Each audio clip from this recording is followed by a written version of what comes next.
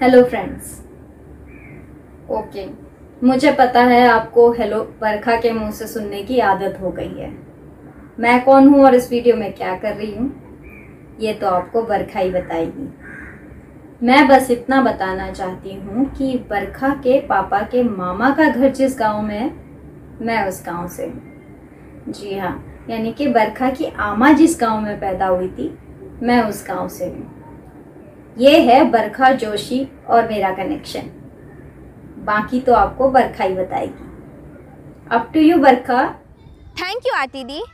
Hello friends, video का title देखकर तो आप लोग समझ ही गए होंगे कि आरती दी कौन है और वो क्या करती हैं। लेकिन फिर भी मैं आप लोगों को बता देती हूँ कि हाल ही में उन्होंने मुंबई जाकर एक फुल फ्लेज फिल्म बनाई है। और पता है सबसे इंटरेस्टिंग बात क्या है कि उस फिल्म के बारे में हमें पापा की मामी जी ने बताया, क्योंकि आरती दी उन्हीं के गांव से है। तो हमने सोचा कि पिथौरागढ़ के एक छोटे से गांव से निकलकर एक लड़की मुंबई जाकर फिल्म बनाती है तो उन पर एक वीडियो तो बनता ही है।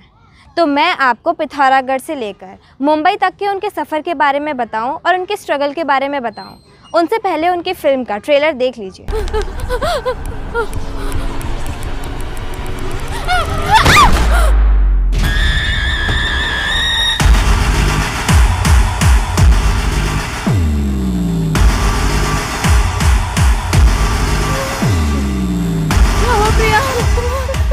जल्दी चलो, जल्दी चलो यार, कोई नहीं बचेगा, सबको मार डालेगी वो।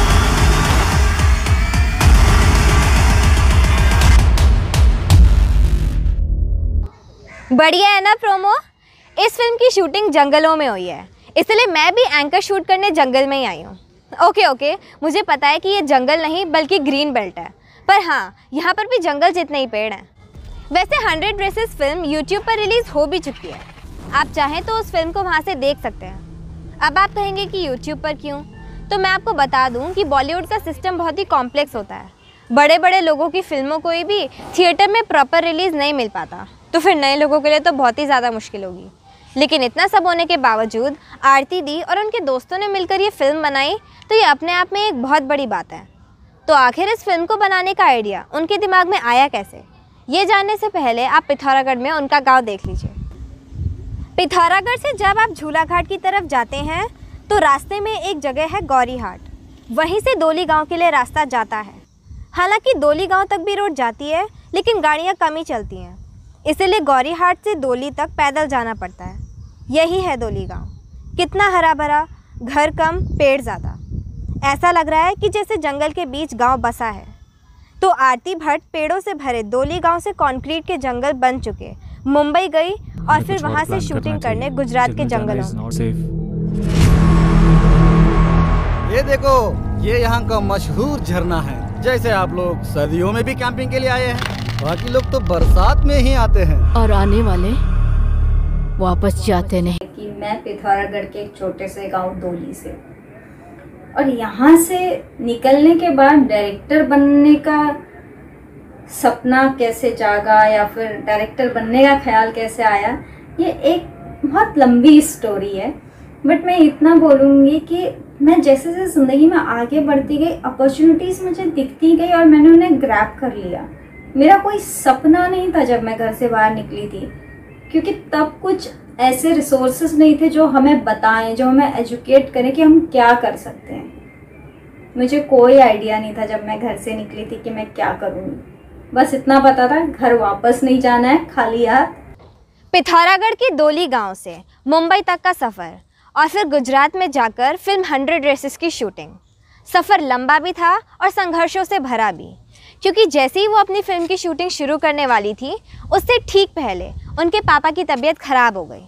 तो आखिर कैसा रहा वो वक्त और क्या फिल्म को ड्रॉप करने का आइडिया उनके दिमाग में आया, उन्हीं से सुन लेते हैं। 2019 नवंबर में हम लोग शूटिंग पर जाने वाले थे, लेकिन उससे पहले दिवाली के शायद एक दिन पहले मेरी मम्मी का फ़ोन आया था कि पापा की तबीयत थोड़ी ज़्यादा ख़राब हो गई है। तो मेरे पास ऑप्शन नहीं था। पिथौरागढ़ में तो वैसे हॉस्पिटल की हालत काफ़ी ख़राब है, तो मैंने अपने भाई और पापा का फ़्लाइट टिकट बुक किया और उनको यहाँ बुलाया। यहाँ बुलाने के बाद दिवाली के दिन हम उनको ऊपर हॉस्पिटल लेके गए थे और वहाँ पे उन्हें एडमिट किया था। तब मेरे दिमाग में एक बार क्वेश्चन आया कि अब 5 दिन बाद मैं शूटिंग में जाने वाली हूँ और पापा यहाँ पर है, मुझे क्या फैसला लेना चाहिए। मेरे अंदर से ये जवाब भी आया कि अब नहीं तो फिर कभी नहीं, आज नहीं तो फिर ये हो ही नहीं पाए। मुंबई में पापा का इलाज कराना और फिर फिल्म की शूटिंग के लिए पैसे जमा करना, ये सब इतना आसान तो नहीं रहा होगा। मैंने अपनी आमा से उनकी फैमिली के इकोनॉमिक कंडीशन के बारे में पूछा तो वो भी इतनी स्ट्रांग नहीं थी। तो फिर सवाल ये आता है कि मुंबई जैसे शहर में सरवाइव करना और फिर फिल्म की शूटिंग के लिए पैसे जमा करने का काम किया कैसे। तो चलिए अब ये भी जान लेते हैं। मैंने अपनी पहली फिल्म 100 ड्रेसेस बनाने से पहले 9 साल नौकरी की। तो 3 साल एज अ असिस्टेंट डायरेक्टर काम करने के बाद मैंने अपनी पहली फिल्म बनाने का फैसला किया।